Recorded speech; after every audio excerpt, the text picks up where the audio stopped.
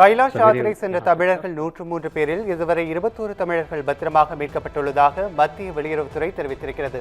இதுகுறித்த கூடுதல் விவரங்களை வழங்குவதற்காக எமது சிறப்பு செய்தியாளர் கிருபா இணைப்பில் இணைகிறார்.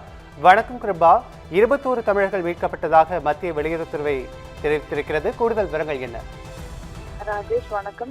நேபாளத்தின் ரசுவா மாவட்டத்தில் அந்த ஆற்றில் ஏற்பட்ட வெள்ளப்பெருக்கில் உயிரிழந்தோர் எண்ணிக்கை 177 அதிகரித்திருக்கிறது. மேலும் 800க்கும் மேற்பட்டோரை தொடர்பு கொள்ளாத நிலை இருப்பதால் உயிரிழப்புகள் மேலும் அதிகரிக்கலாம் என அஞ்சப்படுகிறது. இந்த வெள்ளத்தில் தமிழ்நாடு, புதுச்சேரியை சேர்ந்த 100க்கும் மேற்பட்ட சுற்றுலா பயணிகள் சிக்கிக் கொண்டிருப்பதாக அதிர்ச்சிகர தகவலானது வெளியானது. அவர்களை பாதுகாப்பாக மீட்க வேண்டும் என அவர்களது குடும்பத்தினர் தொடர்ந்து கோரிக்கை வைத்து வருகிறார்கள். இதில் சென்னை குரோம்பேட்டையை சேர்ந்த சுற்றுலா நிறுவனம் மூலம் 49 பேரும், கும்பகோணத்தை சேர்ந்த சுற்றுலா நிறுவனம் மூலம் 57 பேரும் நேபாளம் சென்றிருந்தார்கள்.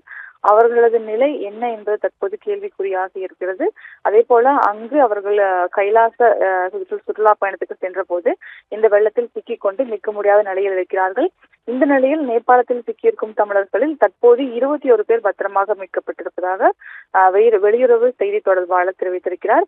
இதில் 21 தமிழர்கள் தற்போது பத்திரமாக மீட்கப்பட்டிருப்பதாக அவர் கூறியிருக்கிறார். தமிழ்நாட்டை சேர்ந்த சிவரஞ்சனி, கற்பகம், மாறன், சாந்தி, முத்துக்குமரேசன், நவு கபீர்தோஸ், விஜய புவனேஸ்வரி உள்ளிட்டோர் தற்போது பத்திரமாக மீட்கப்பட்டிருப்பதாக அவர் தெரிவித்திருக்கிறார். ராஜேஷ்.